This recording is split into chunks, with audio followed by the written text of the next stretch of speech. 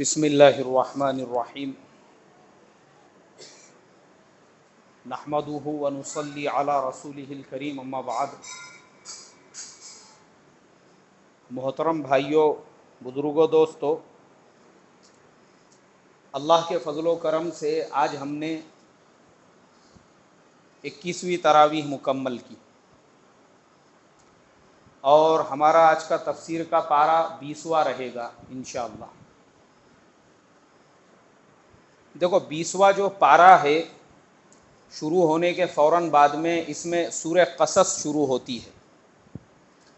قصص عربی زبان کے اندر قصے کو کہتے ہیں، اور یہ پوری سورت کا نام سورہ قصص اس لیے ہے کیونکہ اس کے اندر اللہ تبارک و تعالی نے حضرت موسیٰ علی نبینا علیہ الصلاۃ کا پورا واقعہ بیان کیا۔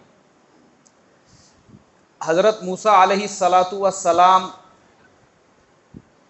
یہ حضرت یعقوب علیہ السلام کی نسل سے ان کے پڑ پوترے ہوتے تھے، یعنی حضرت موسیٰ کے والد تھے، ان کا نام عمران تھا، یہ حضرت یعقوب علیہ السلام کے پوتے یا پڑ پوتے ہوتے تھے۔ مطلب حضرت یعقوب علیہ السلام کی نسل سے حضرت موسیٰ علیہ السلام کا تعلق تھا، اس لیے کہ وہ بنی اسرائیل سے تھے۔ بنی اسرائیل کسے کہتے ہیں؟ حضرت یعقوب علیہ السلام کے 12 بیٹے تھے۔ 11 بیٹے تو وہ تھے جنہوں نے خواب میں حضرت یوسف علیہ السلام کو سجدہ کیا تھا، اور 12ویں بیٹے حضرت یوسف علیہ السلام تھے۔ اب یہ جو 12 بیٹے تھے، ان کی نسل جو دنیا میں چلی، اسی نسل کو بنی اسرائیل اور آج کی لینگویج میں یہودی کہتے ہیں، اس لیے کہ یہ جتنے یہودی ہیں یہ سارے کیا سارے حضرت یعقوب علیہ السلام کی اولاد سے، اور اسرائیل جو ہے یہ حضرت یعقوب علیہ السلام کا نام ہے۔ کیا ہے بھائی؟ ان کا نام ہے، اس لیے ہم لوگوں نے بھی اپنے بیٹوں کے نام بھی اسرائیل بھی رکھنا چاہیے، جیسے ہم اسماعیل رکھتے ہیں ویسے اسرائیل بھی رکھنا چاہیے، اس لیے کہ اسرائیل یہ کسی کے باپ دادا کا پرائیویٹ لیمیٹڈ لیا ہوا نام نہیں ہے کہ کسی نے اپنے ملک کا نام رکھ دیا تو ہم یہ سمجھے کہ بھائی اسلام کے دشمن اس کو استعمال کر رہے، ہم کیوں؟ ارے ان کے باپ دادا کی پراپرٹی تھوڑی ہے۔ اگر حضرت یعقوب علیہ السلام ان کے نبی تھے تو ہمارے بھی کیا ہے بھائی؟ نبی ہے، اس لیے ہمارے بچوں کے نام بھی اسماعیل کے ساتھ میں کیا ہونا چاہیے؟ اسرائیل بھی ہونا چاہیے۔ تو ان کی اولاد سے یہ جو 12 خاندان چلے، اب ہم نے حضرت یوسف علیہ السلام کے واقعے میں سنا تھا کہ یوسف علیہ السلام جب مصر چلے گئے تو پھر یہ 11 بھائی اور یعقوب علیہ السلام اور ان کی بیوی، یہ بھی پورا خاندان اور قبیلہ کہاں پر منتقل ہو گیا؟ مصر چلے گیا۔ اب جب پورا خاندان ہی، یہ لوگ رہنے والے تھے فلسطین کے، کہاں کے رہنے والے تھے؟ ہاں، فلسطین کا وہ جو علاقہ ہے، وہاں سے کنعان سے انہوں نے ہجرت کی، اور ہجرت کر کے یہ لوگ مصر چلے گئے۔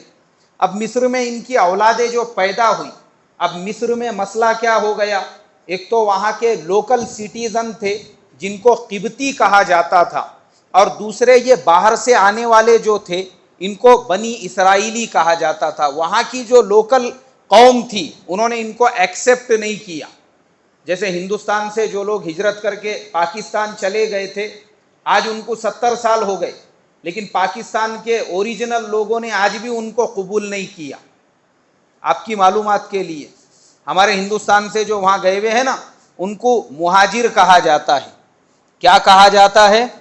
ہاں، جتنا بھید بھاؤ ہمارے ہندوستان میں ہمارے ہندو بھائی ہمارے ساتھ میں نہیں کرتے، اس سے زیادہ وہاں پر ہندوستان سے آنے والے مہاجرین کے ساتھ میں کیا جاتا ہے، ہر چیز میں۔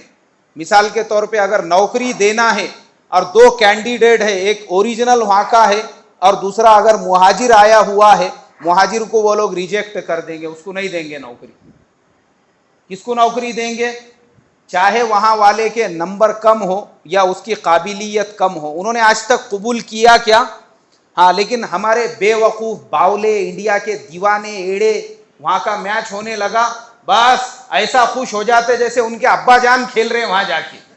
ارے تمہارے باپ دادا کو آج بھی قبول نہیں کرے انہوں نے، میرا آدھا گاؤں گیا ہوا ہے وہاں پہ، تو ہم کو معلوم ہے، ہمارے بہت رشتہ دار ہیں وہاں پر، تو ہم کو پتا ہے کہ ان لوگوں میں سے اگر کسی کو رشتے داری بھی کرنے کا ہے، لڑکی بھی اگر دیکھنے جانے کا ہے تو یا تو انہوں نے یہاں آ کے بہت سارے نکاح کر کے لے کر گئے، یا پھر وہاں ڈھونڈنا پڑتا ہے.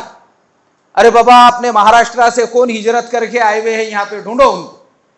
پھر پتہ چلتا پیپر میں ایڈ دینے کے بعد کہ فلانی جگہ پہ فلانے علاقے کے اندر وہ مہاراشٹرا سے اورنگ آباد یا مراٹھواڑے کے علاقے کے لوگ ہیں. پھر یہ جاتے وہاں پہ رشتہ لے کے. وہاں کے جو لوکل لوگ ہیں وہ آج بھی مہاجرین کو اپنی بیٹی دیتے کیا؟ نہیں. ایسے تو انہوں نے آج تک ہم کو قبول نہیں کیا. تو ایسے ہی جو مصر سے ہجرت کر جو مصر کو ہجرت کر کے حضرت یوسف علیہ السلام اور ان کے 12 بھائی اور ان کے والد جو گئے اور ان کی جو نسلیں پیدا ہوئی، مصر والوں نے ان کو ایکسپٹ کیا نہیں کیا. بنی اسرائیل پہ طرح طرح کے ظلم ہونے لگے، ستم ہونے لگے، اور ان کو سیکنڈ سٹیزن سمجھا جانے لگا. اور سیکنڈ سٹیزن کے ساتھ ساتھ یہاں تک کہ جو ایک دم تھرڈ کلاس کام ہے، جیسے گھروں کے باندھنے کا کام ہے، جیسے وہاں کے دوسرے چھوٹے موٹے مزدوری کے کام ہیں، وہ سب کاموں میں بنی اسرائیلیوں کو لگایا گیا. اسی لیے تاریخ کی کتابوں میں ملتا ہے کہ وہ جو پیرامڈ ہے مصر کے اندر، وہ بھی یہ بنی اسرائیلیوں کو پکڑ پکڑ کے لے جا کے وہاں پہ کام کرانے لگایا گیا اور ان سے یہ مزدوری کا کام لیا گیا. تو یہ ایک دم سیکنڈ سٹیزن کے لوگ تھے. اب کیا ہوا یہ کہ فرعون جو تھا وہ وہاں کا لوکل آدمی تھا، وہاں کا بادشاہ تھا. اس کے محل میں جا کر 2-3 روایتیں ہیں، واقعات الگ الگ ہیں، لیکن جو معتبر واقعہ ہے وہ یہ کہ کسی نے یہ کہا، بولے دیکھو جو یہ بنی اسرائیلی آئے ہوئے ہیں یوسف علیہ السلام کی نسل سے، ایک آدمی ایسا پیدا ہونے والا ہے بنی اسرائیل میں جو یہاں پر حکومت کرے گا اور وہ تیری حکومت کو ختم کر دے گا، نیست و نابود کر دے گا. اس نے فرعون کے دل میں ڈر پیدا کیا. اور بعض روایتوں میں ملتا ہے کہ فرعون نے کوئی خواب دیکھا اور تعبیر بتانے والے نے اس کو بتایا کہ بنی اسرائیل میں سے کوئی بچہ پیدا ہوگا جو تیری حکومت کو ختم کر دے گا. اب فرعون نے حکم دیا یہ جتنے بنی اسرائیلی ہیں ان کے محلوں میں سیکیورٹی گارڈ کھڑے کیے جائے، اور ان کے یہاں پر جو بھی بچہ پیدا ہوگا وہ بچہ پیدا ہونے کے بعد میں اس بچے کو قتل کر دیا جائے. یذبحون ابناءہم ویستحیون نساءہم. جو حاملہ عورتیں تھیں ان کے پیٹ پھاڑ دیے گئے، اور جو پیدا ہونے والے بچے تھے ان کو قتل کر دیا گیا. یقتلون ابناءہم، ایسا بھی قرآن کے اندر ملتا ہے. اب وہ بچوں کو قتل کیا جانے لگا اس لیے کہ ان کو ڈر تھا کہ موسیٰ پیدا نہ ہو جائے، مگر وہ تو کون ہے؟ اللہ ہے. اس کو جب موسیٰ علیہ السلام کو پیدا کرنا ہی تھا وہ تو کیسے بھی کرنے ہی والا تھا. اب موسیٰ علیہ السلام کی والدہ حاملہ ہو گئی، ڈر پیدا ہوا، ان کی بہن مزدوری کے لیے جانے لگی لیکن والدہ گھر میں رہنے لگی، اور بہن نے پورا خیال رکھا کہ باہر کسی کو پتہ نہ چلے میری والدہ حاملہ ہے. اس لیے اللہ تبارک و تعالی نے موسیٰ علیہ السلام کی حفاظت کا انتظام فرمایا. ورنہ مولانا علی میاں صاحب، مولانا سید ابو الحسن علی ندوی رحمۃ اللہ علیہ نے قصص النبیین کے اندر جو مدرسے میں پڑھائی جاتی ہے، ہم لوگ پڑھتے تھے عربی سوم میں، اس میں ایک جملہ ہے کہ وہ جو فرعون کی پولیس تھی وہ اتنی شارپ، اتنی چوکنی تھی، شامۃ النمل و عیون الغراب، یعنی چونٹی کے جیسی ان کی سونگ اور کوے کے جیسی ان کی آنکھ تھی. کس کی؟ فرعون کے پولیس کی. اور یہ 2 اگزامپل اس لیے دیے، آپ کہیں پہ بھی میٹھی چیز رکھو چونٹی وہاں پر پہنچ جائے گی، اور کہیں بھی کوئی جانور مرنے دو کوا وہاں پر پہنچ جائے گا. یہ دونوں کی خاصیت ہے. تو وہ فرعون کی پولیس بھی ایسی تھی، مگر وہ تو اللہ ہے، اس کو تو موسیٰ علیہ السلام کو پیدا کرنا تھا، اس لیے موسیٰ علیہ السلام پیدا بھی ہو گئے. اب پیدا ہونے کے بعد یہ فکر ہوئی کہ فرعون کی پولیس نے اگر دیکھا تو پھر وہ اس بچے کو ذبح کر دیں گی. اللہ تبارک و تعالی نے الہام کیا کہ اس بچے کو فوراً ایک صندوق میں بند کرو اور دریائے نیل میں لے جا کے ڈال دو. دل تو نہیں چاہ رہا تھا، مگر جانتی تھی کہ جس اللہ نے مجھے حکم دیا ہے وہی اللہ اس بچے کی حفاظت بھی کرے گا. ان کو صندوق کے اندر ڈالا، بہن لے کر گئی اور اس نے دریائے نیل میں ڈال دیا. وَلَمَّا وَرَدَ مَاءَ مَدْيَنَ یہ اس کے آگے کی آیت ہے۔ اب حضرت موسیٰ علیہ السلام صندوق میں، دوسری طرف فرعون وہ اپنی بی بی آسیہ، فرعون کی جو بیوی تھی بی بی آسیہ، یہ بہت نیک عورت تھی، بعد میں مسلمان ہو گئی، اور قرآن میں ذکر فرمایا، کیا فرمایا؟ وَضَرَبَ اللَّهُ مَثَلًا لِّلَّذِينَ آمَنُوا امْرَأَتَ فِرْعَوْنَ اذ قالت رب ابن لی عندک بیتا فی الجنہ ونجنی من فرعون وعملہ ونجنی من القوم الظالمین۔ دو عورتیں، حضرت مریم اور حضرت بی بی آسیہ، ان کا ذکر اللہ نے قرآن پاک میں فرمایا اسی رکوع کے اندر۔ اب وہ مجھے اس کی تفسیر بیان نہیں کرنا ہے، خالی میں اتنا بولوں گا کہ جنت کے اندر یہ دونوں عورتیں ہمارے آقا صلی اللہ علیہ وسلم کی بیویاں رہیں گی۔ کس کی بیویاں رہیں گی؟ کون کون؟ حضرت مریم اور بی بی آسیہ۔ اس لیے کہ جو نیک مسلمان ہوتا ہے اس کی بیوی بھی نیک ہوتی ہے، جنت میں اس کو وہی بیوی ملیں گی۔ لیکن چونکہ یہاں معاملہ یہ تھا، حضرت مریم کے بھی کوئی شوہر نہیں تھے، اور بی بی آسیہ کا جو شوہر تھا فرعون، وہ مسلمان تھا کیا؟ تو یہ دونوں جنت میں اللہ کے نبی کی بیویاں رہے گی۔ تو بی بی آسیہ فرعون کے ساتھ میں تھی، انہوں نے دیکھا ایک صندوق آ رہا ہے، انہوں نے اپنے خادموں کو حکم دیا جاؤ وہ صندوق لے کر آؤ۔ جب وہ لے کر آئے، اسے کھولا گیا تو بی بی آسیہ کو کوئی اولاد نہیں تھی، انہوں نے کہا کہ یہ بچہ میرے لیے ہی ہے، ھذا الولد لی ولک، یعنی اپنے شوہر سے کہا یہ تمہارے اور میرے لیے ہے، اور اس کو اٹھا کے اپنے سینے سے لگا دیا۔ فرعون نے جب دیکھا کہ بیوی نے سینے سے لگا دیا ہے تو وہ اپنے بیوی سے اس بچے کو جدا نہیں کر سکا۔ موسیٰ علیہ السلام کو حکم ملا کہ وہ دودھ نہیں پیئیں گے۔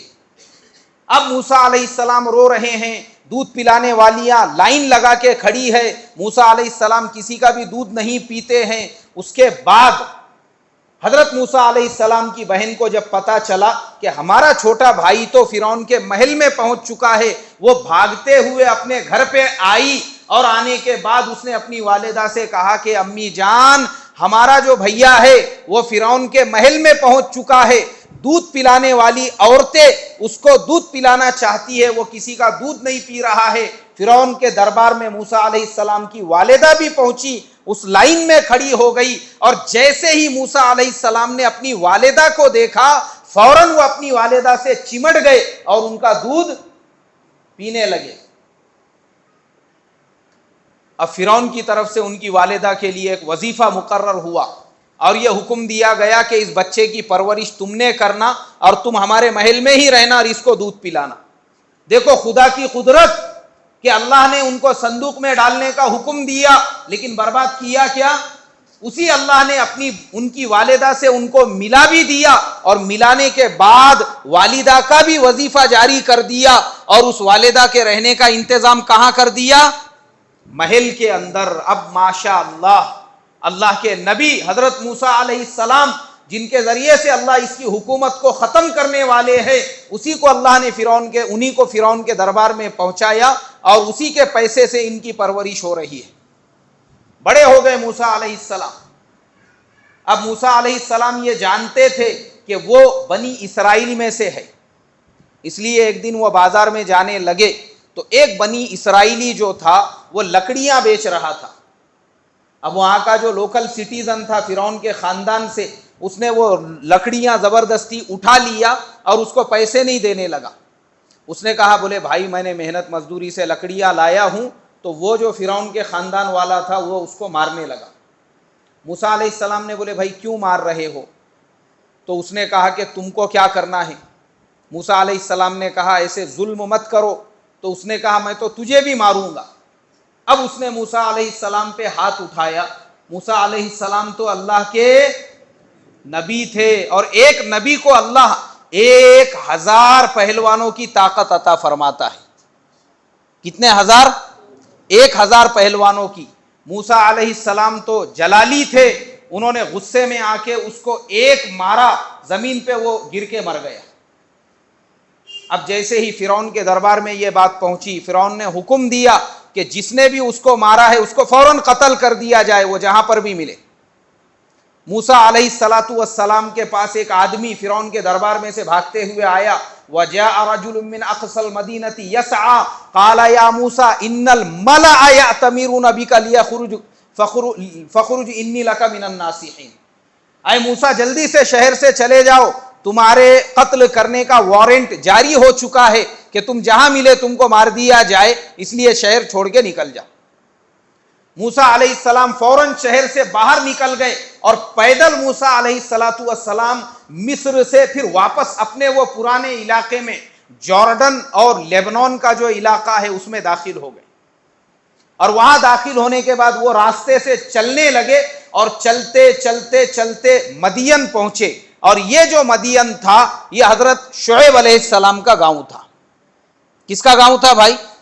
حضرت شعیب علیہ السلام کا۔ حضرت شعیب علیہ السلام کو شعیب اس لیے کہا جاتا ہے اس لیے کہ وہ جو کوہ طور کی پہاڑیاں ہیں وہ آج بھی ہے، ابھی اسرائیل کا آدھے پہاڑیوں پہ قبضہ ہو چکا ہے، وہ پورا پہاڑیوں کا جو پٹا ہے اس کے بیچ کا جو علاقہ تھا، یعنی جسے ہم لوگ آج کے زمانے میں ویلی کہتے ہیں، اللہ نے حضرت شعیب علیہ السلام کو ویلی والوں کا نبی بنا کر بھیجا، تو شعیب جو کہتے ہیں وہ گھاٹی والے کو کہتے ہیں۔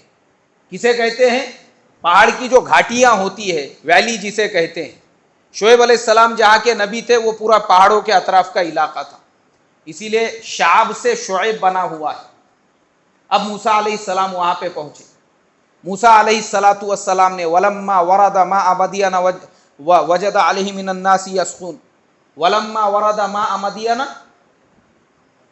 ہاں وہاں پہ دیکھا موسیٰ علیہ السلام نے کہ گاؤں کے لوگ اپنے بکریوں کو، اپنے جانوروں کو پانی پلا رہے ہیں، اور دو لڑکیاں وہ سائیڈ میں کھڑی ہوئی ہے، ان کو کوئی پانی نہیں پلانے دے رہا ہے۔ اب موسیٰ علیہ السلام تو اللہ کے نبی تھے، انہوں نے جا کے ان سے پوچھا کہ تم دونوں اپنے جانوروں کو کیوں پانی نہیں پلا رہی ہو؟ انہوں نے کہا قال ابونا شیخ کبیر، کہ انہوں نے کہا کہ ہمارے والد جو ہے وہ بوڑھے آدمی ہیں، وہ یہاں پہ آ نہیں سکتے بکریوں کو پانی پلانے کے لیے، اس لیے ہم دونوں آئی ہے، اور یہ جو لوگ ہیں یہ یہاں کے بڑے بڑے سرداروں کی بکریاں ہیں، وہ پینے کے بعد پھر ہم اپنے بکریوں کو پانی پلاتے ہیں۔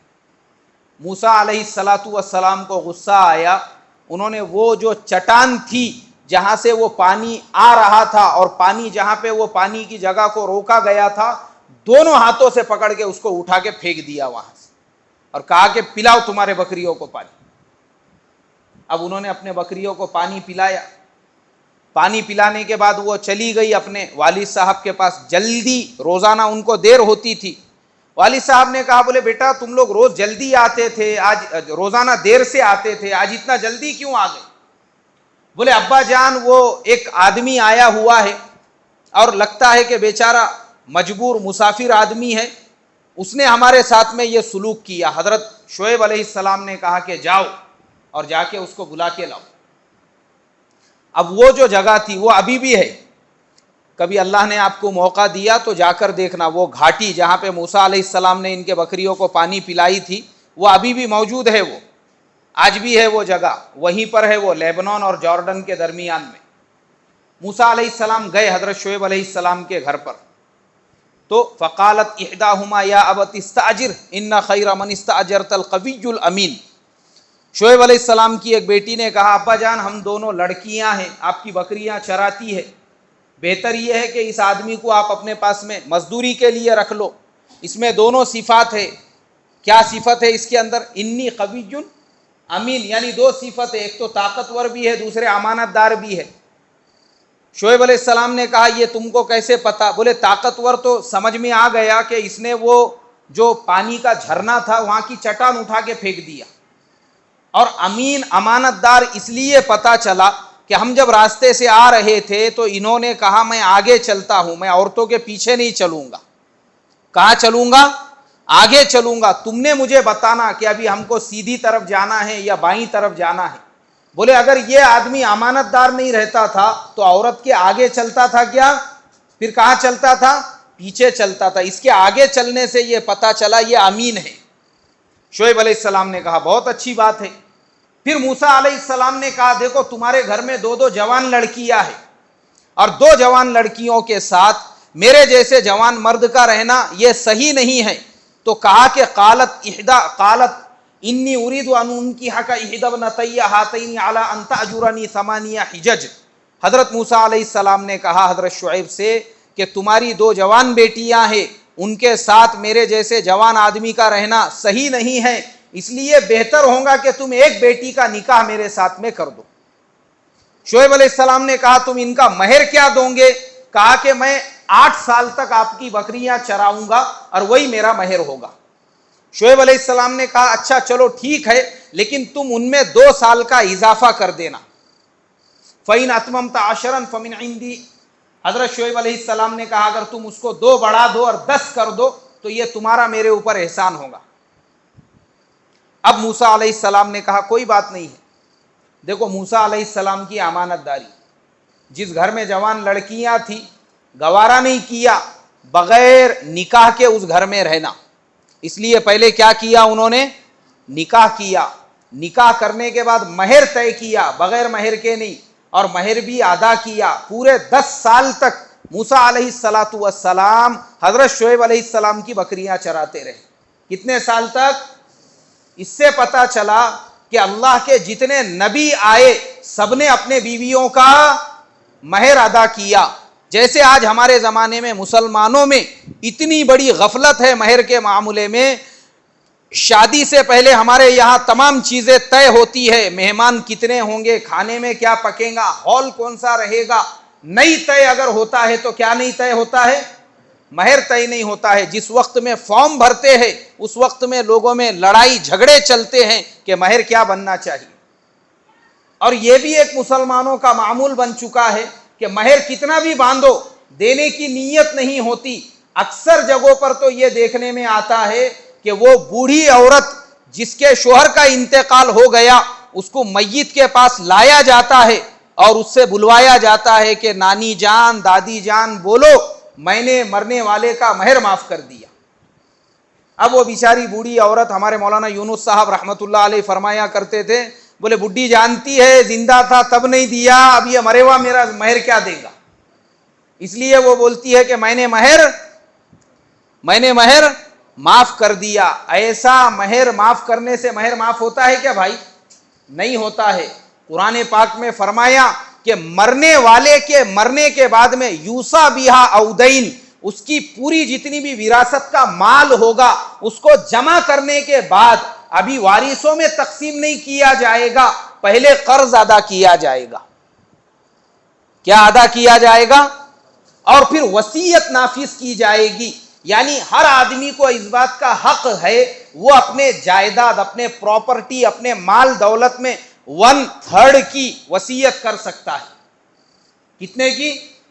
1/3 यानी 33% की, 1/3 की वसीयत कर सकता है कि भाई मेरे मरने के बाद मेरी जितनी प्रॉपर्टी है उसमें से 25% फुलाने मस्जिद को दे दिया जाए, या फुलाने रिश्तेदार को दे दिया जाए, या कोई बहन बेवा हो गई उसको दे दिया जाए। किसी को भी वो दे सकता है, कोई भी नेक काम के अंदर खर्च कर सकता है, लेकिन उसकी वसीयत नाफिज होंगी सिर्फ और सिर्फ 1/3 के ऊपर। तो वसीयत नाफिज की जाएगी। और कर्जा, और कर्जे में क्या लिखा है उलमा ने?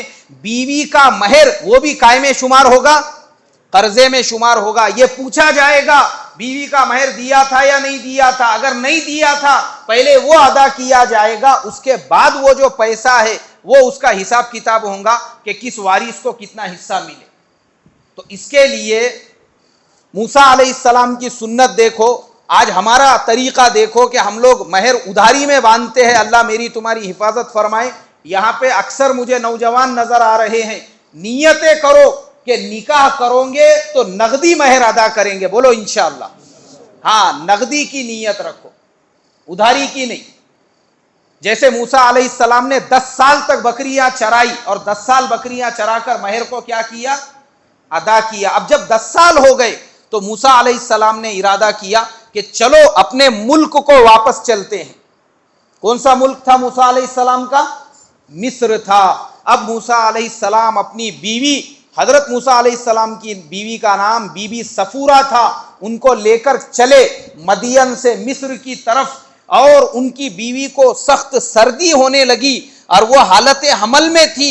मूसा अलैहिस्सलाम ने देखा कि बीवी को सर्दी हो रही है तो उनको طور کے پہاڑ پر جہاں نبوت ملی وہاں پہ ایک روشنی نظر آئی، انہیں لگا کہ شاید پہاڑ کے اوپر کوئی لوگ آگ جلا کے سیک رہے ہوں گے۔ موسیٰ علیہ السلام وہ پہاڑ کے اوپر چلے، کیا لینے کے لیے گئے؟ آگ لینے کے لیے۔ اسی لیے شاعر نے کہا کہ خدا کی دین کا موسیٰ سے پوچھئے احوال، آگ لینے کو جائے اور پیمبری مل جائے۔ موسیٰ علیہ السلام آگ لینے کے لیے گئے اور جانے کے بعد فوراً اللہ تبارک و تعالی نے آواز دی موسیٰ علیہ السلام کو، یا موسیٰ، اے موسیٰ،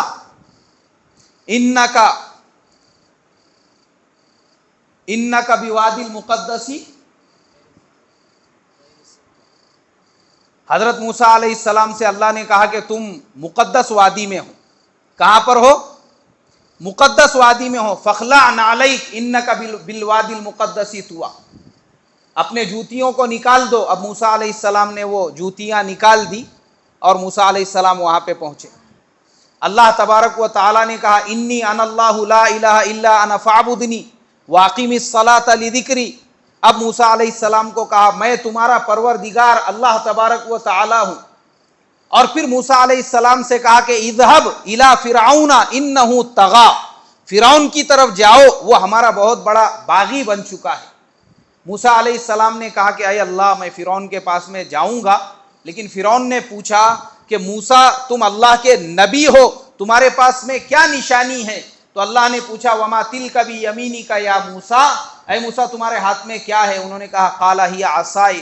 اللہ تبارک و تعالیٰ نے کہا کہ اس کو زمین پہ ڈال دو، اور جب موسیٰ علیہ السلام نے اس کو ڈال دیا، اللہ تبارک و تعالیٰ نے اس لکڑی کو بہت بڑے اژدہا سانپ میں بدل دیا۔ قال القیہا یا موسیٰ فالقاہا فاذا ہی حیۃ تسعی، وہ دوڑنے لگا۔ قال خذھا ولا تخف سنعیدھا سیرتھا الاولی، اللہ نے کہا ڈرو مت، اس کو پکڑو۔ جیسی پکڑے واپس سے وہ کیا بن گیا؟ لکڑی بن گیا۔ اور پھر ایک ہاتھ موسیٰ علیہ السلام کا، کہا کہ اس کو اٹھاؤ، تو موسیٰ علیہ السلام کے ہاتھ کو اللہ تبارک و تعالی نے سورج سے زیادہ روشن کر دیا۔ یہ دو نشانیاں لے کر جاؤ فرعون کے پاس، اور وہ کہے تم اگر اللہ کے نبی ہے کیا لائے، یہ نشانیاں بتانا۔ اب یہ دو نشانیاں کیوں دی اللہ نے؟ میں نے پچھلے 90 پارے کی تفسیر میں بتایا تھا، جو لوگ روزانہ تفسیر سن رہے ہوں گے ان کو یاد ہوگا کہ اللہ نے نبیوں کو معجزے زمانے کے حساب سے دیے۔ حضرت عیسیٰ علیہ السلام کو اللہ نے میڈیکل سائنس کا معجزہ دیا تھا کہ وہ مرے ہوئے مردے سے بات کرتے تھے تو مردہ کیا ہو جاتا تھا؟ کھڑے ہو جاتا تھا۔ اور چڑیاں کو ایسا پھونک مارتے تھے مٹی کی چڑیاں پہ تو وہ ہوا میں اڑنے لگ جاتی تھی۔ یہ حضرت عیسیٰ کا معجزہ تھا۔ کیوں؟ اس لیے کہ حضرت عیسیٰ کا جو زمانہ تھا وہ دنیا کے مانے ہوئے سائنٹسٹوں کا، پوری دنیا کے، افلاطون اور ارسطو اور بقراط اور ارسطو وغیرہ جتنے بھی بڑے بڑے جو سائنٹسٹ گزرے ہیں، یہ کس کے زمانے میں تھے؟ حضرت عیسیٰ کے زمانے میں، جن کی خاصیت یہ تھی کہ وہ درخت کی ٹہنی کو پکڑ کے بتا دیتے تھے اس میں کون سے بیماری کا علاج ہے۔ تو اللہ نے حضرت عیسیٰ کو ان کے زمانے کے حساب سے میڈیکل سائنس کا معجزہ دیا۔ ایسے ہی ہمارے نبی صلی اللہ علیہ وسلم کا زمانہ عربوں کی فصاحت اور بلاغت کا تھا، اس لیے عرب لوگ جس کو عربی نہیں آتی تھی اس کو عجمی یعنی گونگا کہتے تھے۔ تو اللہ نے ان کے درمیان میں کیا نازل کیا؟ قرآن پاک کو۔ اسی لیے حضرت موسیٰ کا زمانہ جادوگروں کا زمانہ تھا۔ مصر کے اندر ایسے ایسے جادوگر تھے، 90 پارے کے تفسیر میں نے بتایا ہوں کہ وہ زمانے کا بکریاں چرانے والا بھی اپنے زمانے کا جادوگر ہوتا تھا۔ تو وہ حساب سے اللہ نے ان کو یہ نشانیاں دی اور کہا کہ فرعون کے دربار میں جاؤ۔ اب اس کے آگے کا جو واقعہ تھا وہ 90 پارے کے تفسیر میں پورا ڈیٹیل میں بیان ہو چکا ہے۔ اللہ مجھے آپ کو عمل کی توفیق عطا فرمائے، اور اللہ نبیوں کے یہ قصوں سے ہمارے ایمان میں تقویت پیدا فرمائے، ہم کو سبق لینے کی توفیق عطا فرمائے کہ بغیر اسباب کے بھی اللہ نے موسیٰ علیہ السلام کو کیسے پال پوس کر بتایا، اور تمام حالات کے باوجود ان کو کیسے زندہ رکھا۔ اللہ یہ یقین ہمارے دلوں میں بھی جما دے۔ سبحان اللہ و بحمدہ، سبحانک اللہم و بحمدک، نشہد ان لا الہ الا انت، نستغفرک و نتوب الیک۔